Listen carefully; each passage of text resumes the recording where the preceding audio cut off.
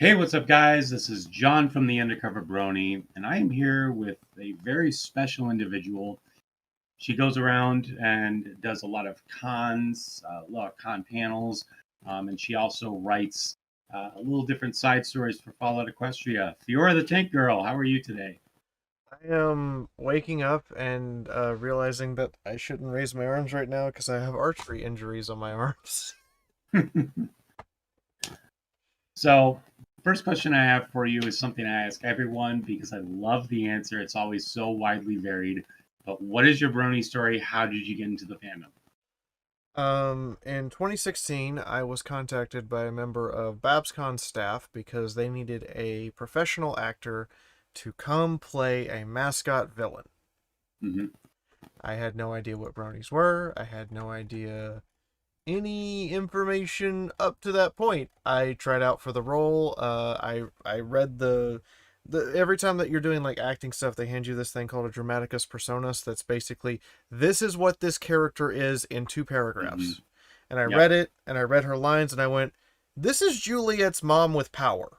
So I'm just Hmm. gonna do Juliet's mom voice, but have actual authority behind it. So I did Hmm. that, and they loved it. They brought me on. They had me sing a song that I was like, this is edgy and hilarious, and I'm totally in. Still not knowing that it was a pony convention at all, by the way. Hmm. Nobody told me that. So the very first time they bring me into the exec call to introduce me to all the convention executives and department heads, someone goes, "So what's your favorite episode? Episode of what? Uh, funny, My Little Pony. My Little what? I've never watched that." Dead silence in the call for like a minute. I ended up going to the convention. I had an awesome, amazing time. I also have several stories from that convention involving both guests of honor and a bunch of stuff that's horrible and hilarious. And I ended up watching the very first episode at 2 a.m. Sunday night while I was waiting for my plane the next morning. And this is always so fun to hear all these different stories. Um, some people hate it, some people love it. Uh, Yours was definitely one of the more unique ones that I've heard, that's for sure. By the way, the person on BabsCon staff who knew me used Hmm. to be on my World of Tanks Gold League team. And he was like, "Wait, she's an actress?" And I'm like, "Yeah, I did acting in college for tuition money in the university acting troupe. Why? Here, do this." Okay. So my next question for you is moving into the Fallout Equestria stuff that you do. How'd you get into Fallout Equestria? At the last Nightmare Nights, Dead Tree Studios was doing tabletop games with their Fallout Equestria system that they were still developing at the time. And I had been invited there as a not as a community guest, but as a featured panelist, which meant that like the only real thing I had was basically all of the benefits you would have gotten from a low tier sponsor badge and a Hmm. free room. And I Yep. did 6 panels that weekend, but I ended up stepping in the tabletop room and going over, and I'm like, I'm a real big fan of Fallout. I've done 5 different playthroughs, 4 of which were modded, of Fallout New Vegas on my live streams. Let's and Hmm. and I've streamed Fallout 1 and 2. Let's go see what this is. I played it. I loved it. I met that same staffer at TrotCon the next year, um, and ended up being stuck next to him in the vendor hall all weekend. And by the end of the weekend, Dead Tree Studios had signed a agreement with me to stream their system in beta. Hmm. We've been streaming that for 4 years now. The fourth year Okay. anniversary of that was last year. Same game. 3 of the 6 starting characters are still in the game. 3 of them are dead. Actually, I think like 14 PCs have died. How 3 of them are still the starting characters, I don't know. But I took that tabletop game as inspiration and just started writing.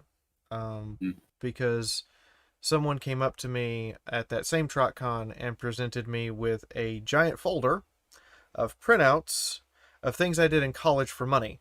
This Hmm. was back when I wrote furry fandom fiction, whether Hmm. it be safe for work or not safe for work. A lot of Hmm. it's not safe for work. for a living. Mm-hmm. I was paid on average about $5 per page, or roughly $5 per 500 words, to write stories for people, and people would commission me for multi-chapter stories, Mm-hmm. and just pay me to sit there and write. So the person brought this up to me and said, I was going to troll you with this, but then we read it. Mm-hmm. This is decent. Mm-hmm. So I will make you a deal. I will tell you where I got everything in this folder, where you can go delete it. If you start writing again, I don't care if it's safe for work or not. Mm-hmm. Okay. I will do this thing. So I started doing drunk writing streams, and that evolved into me writing Fallout Equestria while intoxicated. My editors are at the point where when they're reading my writing, they can go sober, sober, sober, kind of tipsy. Oh, she hit the bell curve high. Oh crap, she's drunk. Yeah. Like, my editors can tell which pages I was sober, kind of tipsy, and which pages I was at, like, the peak of the bell curve when you're drunk, and then which pages I finally drunk too much and I was just plastered and kept going. It's always good to have those kind of editors that are able to kind of sense when different states of mind are happening there. My next question for you, speaking of Dead Tree Studios, what is Dead Tree and how does it fit into the larger Fallout Equestria universe? So Fallout Equestria Dead Tree is set before, one generation before Little Pip comes out, when the Wasteland is supposedly at its absolute worst. Okay. So nothing that's happened from any of the other major major 6 side stories or K-Cat's original has happened yet, which gives us a very big world to play in. And at the same time, so long as we don't try to directly link to any of those stories, any ramifications we have can be washed away by the time those other stories happen. Further, it is my attempt at looking at Fallout 4 and going, I hate this, it's terrible, why is it bad? Yeah. And trying to put it back and write it as I'm going to write Fallout with ponies, but I'm going to make Fallout 4's story decent. Or at least decent in my words. Everybody keeps trying to tell me I'm good, and I'm like, no, I refuse to accept this. So that is the starting point of it. And by now it has grown and become its own story. I was using initially the first 9 chapters follow our tabletop game pretty closely. Chapter 10, I start diverging away from that, and by chapter 22, I'm writing entire chapters that didn't even occur at the tabletop game at all, and it's become its own story and its own thing by that point, where I sit down, I make an outline, I write a chapter over the course of a weekend, I hand it to my editor, and then I go pray that I didn't mess it up utterly or completely.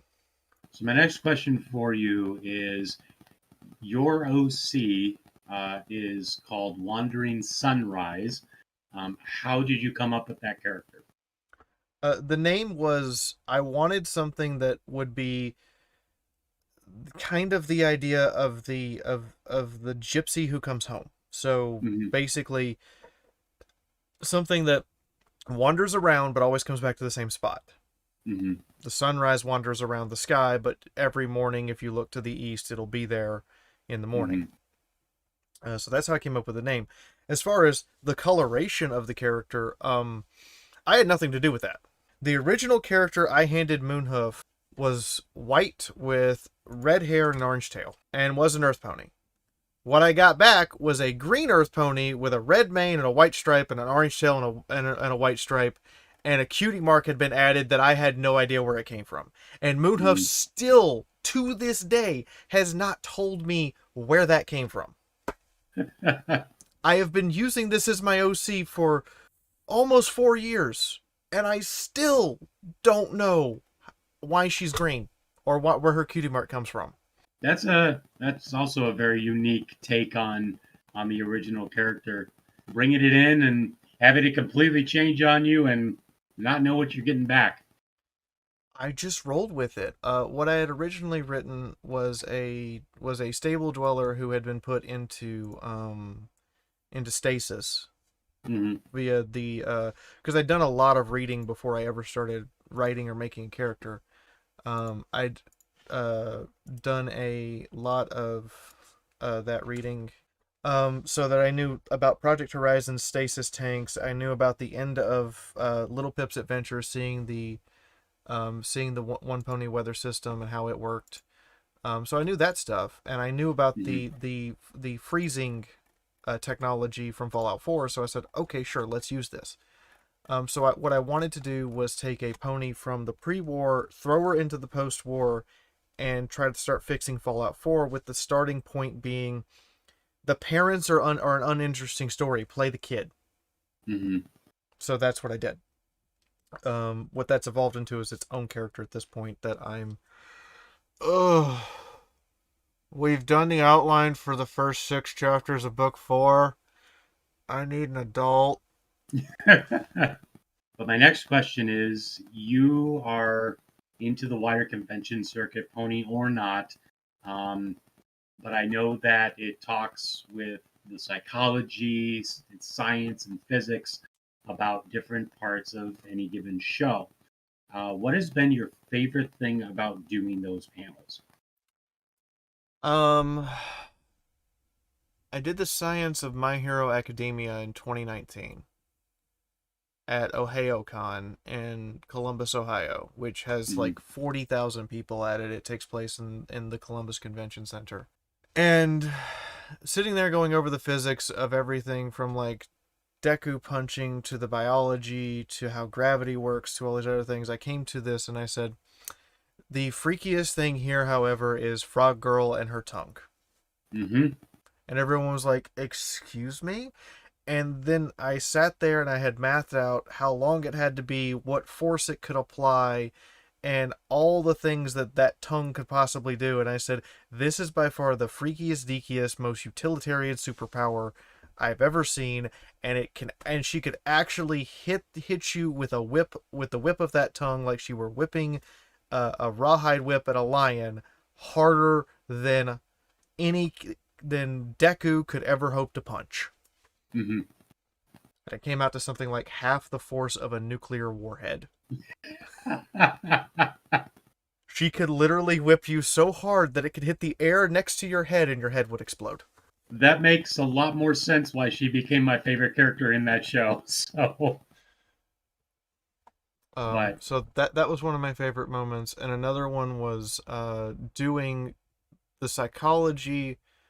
Why adults watch My Little Pony, which has now been renamed Brony Church. mhm. At TrotCon on the main stage, we had Bill Newton, and I forget her name off the top of my head. She's got a ton of energy. She's the voice actor for Yona. We had Okay. them both on the stage, and I had adjusted the panel to include their characters more. Um, and just seeing both of them crying at the end of the panel, and I'm like, okay, this was worth doing. Yeah. Not to mention, it was the one time that all weekend TrotCon's main hall was actually standing room only. So I was like, Okay. bragging rights, and it was worth doing emotionally. Yay! There you go. So my next question for you, you've already kind of delved into this a little bit. Do you have any fun stories from any of the other panels that you've done, in terms of the crowd reaction, any crazy mishaps, that sort of thing? For a start, at TrotCon this year, for the first time ever, I'm doing a panel called "It Can Only Happen at a Convention," where I'm just going to tell convention stories for an hour. Um, let's see. The first thing that actually happened at a convention, where I was either a guest or staff or someone backstage, was at BabsCon during closing ceremonies. I had Nicole Oliver come up to me backstage, and you have to remember this is also we had a GoPro slapped to the side of my head, so Hmm. it was recording everything. And she pointed at me and went, "Hey you! I don't know who the bleep you are or what the bleep you're doing, but I love it." And I decided at that moment to take full advantage of the darkness backstage and the fact that I had no idea what half of this pony stuff was. And I looked at her and said, "Can you do that in your character's voice? I can't recognize your face. It's too dark back here." And deadpanned that as Celestia. And the VIPR person came up to me, who had watched this entire exchange, and looked at me and said, "You can't show that film to anyone." Okay, let's talk. Yeah. Because in my contract that I'd signed, I was agreeing to not be paid in exchange for being able to record anything I wanted. Mm-hmm. So now we had a conversation to have. Mm-hmm. So we worked out a deal, and I still have the footage, but I'm never allowed to release it. Yeah, it kind of reminds me of there was I think it was Fiesta Equestria, that they just had a panel of people going up and doing stand-up comedy. And one of the guys that came up was talking about how Andrea Libman got into an elevator, and I guess it was supposed to be going up, but it was going down instead. And so just in the back, in a petite little Fluttershy voice, she's just going, so these voice actresses definitely know how to have fun, that's for sure. That is very true. At Cider Fest, before they switched, the last year they were in their old hotel, which is not this year, but 2019. Somebody took a Cozy Glow plushie and put it in the elevator by itself, facing the elevator door, and just had and they had timed how long the elevator took between floors. Mm-hmm. So they had their phone face down under the plushie where you couldn't see it, playing on a loop a quote from the Cozy Glow actor of, "Hey, you want to play with me?" And it just pressed every button on the elevator and let it ride all the way up. No one got on the elevator. Ciderfest definitely has some interesting stories, that's for sure. But my last question for you is, go ahead and just plug all your stuff, because you have a lot to get around. So on my own channel, I do lore videos maybe once a month, and I do try to do a game review every week. That's just what I do. But over on we started a full production studio, which is crazy when I say that out loud, called Shotgun Angel Productions. And if you type in Shotgun Angel Productions, it'll come up. It's kind of small right now, but we've started doing a kind of Night Vale-esque Fallout Equestria it's called News from the Bunker, but it's for the Fallout Equestria audience, and that involves Dusty Cat and Inky Notebook, who runs the Traveling Pony Museum, and Jasper Pye, who is one of the lead editors on TF2 Analysis, and it's just them having the strangest stories presented to them every week. I'm doing my own audiobook for Dead Tree, but I'm actually not in charge of it or doing any of the actual work on it. I've hired a director. We've hired a ton of voice actors from the fandom. Everyone, we have Jesse Nowacking, Forrest Rain, Josh Scorcher, Silver Quill's in on it. We just have this whole host of just all-star cast from the fandom who's doing both main and secondary characters. And the two biggest ones we got George Ledux, who is if you've played a video game in the last 3 decades, you have heard his voice at least once. And Ellie Ray Hennessy is also one of our actors, which was really weird to get done, but really awesome. And we've been making we've made original songs and covers of various songs from Fallout Equestria. We're doing animations now. I have an actual, it's weird to say this out loud, we have an animation team working on this stuff, and it's for this tiny audience, but this tiny audience that loves it. So that's all the stuff we're doing over there, and it's a traditional audiobook in the sense of, if you bought an audiobook in the 70s, 80s, or 90s, unlike today where you have like a narrator and maybe 2 other people, we have a narrator, and then every single character has their own voice actor. So if you've ever listened to the original audiobook of Where the Red Fern Grows, or the audiobook from The Hunt for Red October, where everyone is played by somebody different, we've got it to the point now with the sound department that it is the same thing as watching a movie, but you only have the audio parts to work with. It sounds much more to me like it's turned in just not from a general audiobook of one person narrating. Uh, Feels like it's turned more into an audio drama. Yeah, it's turned into its own audio drama at this point. The latest episode also has a thing for you guys because we are entirely fan funded. We don't get ad revenue. Google does not hand us any money to do this. As a matter of Mm-hmm. fact, Google tries to not hand us money to do any of this. Mm-hmm. So at the end of the last audiobook, there's a special code for everybody who watched to the end, to use in my store to basically get stuff until until I have to get ready to go to England to see my wife for a Mm-hmm. month and a half or so. Um, there's a special code there for you guys to get everything at almost cost for what Mm-hmm. it costs us to make it. And anything that we make in that merch shop is funded by our audience first, because I run it by the patrons to see if they want it first, and then actually have to raise the money to do it on live stream, where I stream games and especially tabletop games. At this point, we're going to be streaming 3 tabletop games a week, but I Mm-hmm. also stream video games that are requested by people that I'm going to later review. But that's all the stuff I do when I'm at home, other than writing. I'm currently working on a BattleTech story for another channel, and then Mm-hmm. I'm working on I'm working on a BattleTech story for another channel, and then I'm working on an original sci-fi piece for that same channel, and then I have 2 books I'll be working on at the same time. Lord, why do I get myself into these nightmares?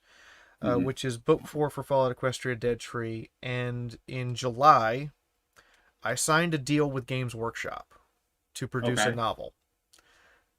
I can't tell anybody what the novel's on yet, except Mm-hmm. for my editors and people who are going to be doing artwork for it. What I can say is the title of the novel is The First Raven. That's Okay. that's the title.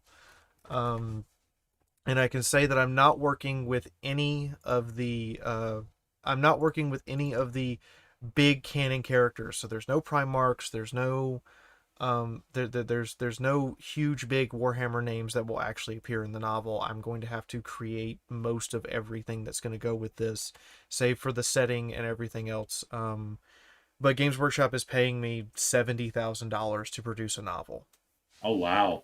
That's because of the Fallout Equestria work. When I went to them to propose working with them, they read what I'd written before, saw how I'd done it and everything, and said, okay, we will give you a contract to produce a novel in this amount of time. If you produce a novel and we like it, we will pay you $70,000 and we will pay your editors their full commission fees. Hmm.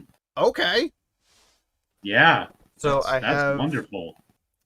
we've done most of the outline work for this. We're going to write the ending first and then start writing towards that ending, but I have until January of 2023 to produce a full minimum 500